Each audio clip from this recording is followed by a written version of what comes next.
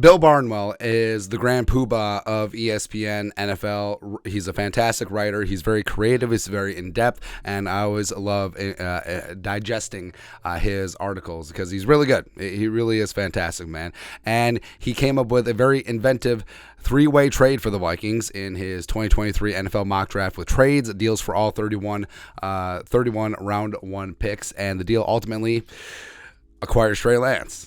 Ironically enough, because we just did a video this morning with Rap Sheet saying that Trey Lance, the Niners have been getting some phone calls. That's right. But I want to walk through this because it's actually kind of complicated. And yeah, all right. So Vikings.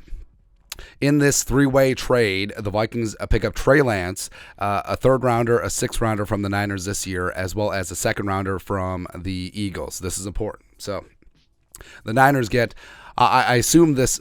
He meant this to be 23 because at 21, I don't know why the Chargers would be getting involved because it'd be a four-way. But the Vikings are essentially giving up 23 overall and Nick Mullins, which may we interest you in our finest Nick Mullins.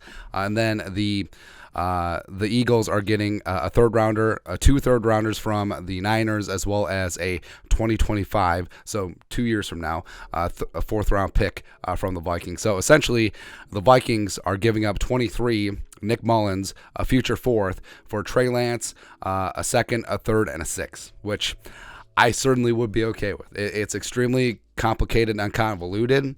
I don't know why the Eagles necessarily had to get involved. It does seem like a deal that the Vikings and the Niners could have got done, but maybe it's because the Niners don't have a second-round pick, and the Vikings getting that back in trade is big. So the the Eagles just got involved just to get some picky-pick, swappy-swap sort of deal. And this is what Barnwell writes. Here's how the Vikings get their quarterback of the future and the 49ers get back into the first day of the draft. It feels like this three-way trade should somehow involve Kirk Cousins ending up with the Niners, yes, but cap constraints on both sides make that impossible. Not necessarily.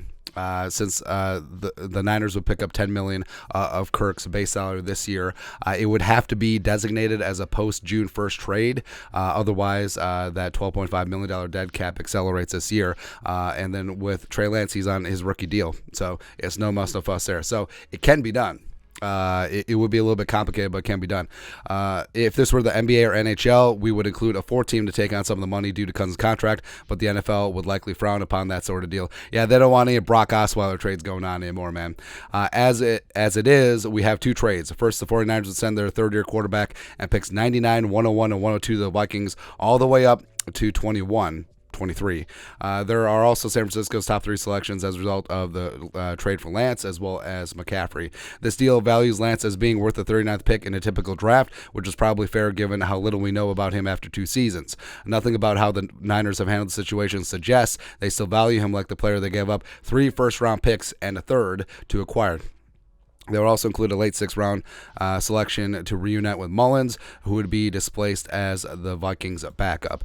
Then, to avoid going without first and second-round picks themselves, the Vikings would package number 99 and 101 alongside a future fourth-round pick in a deal to move up to the bottom of the second round. Minnesota would end up with no first-round pick and selections toward the bottom of the second and third rounds, but it would also land Lance, a long-term replacement for Cousins. The 49ers would give up on Lance, but they would move forward for now with Mullins, Brock Purdy, and Sam Darnold as their options under center before considering a reunion between Kirk Cousins and Kyle Shanahan for agency next year. Moving up to 23 would allow them to draft a replacement for right tackle Mike McGlinchey, who left for free agency. Broderick Jones or Darnell Wright could be available there. We'll see. But basically, this trade and all of its moving parts ends up with the Vikings having Kirk Cousins for 2023 and then Trey Lance taking over in 2024, which would be the fourth year of his rookie deal.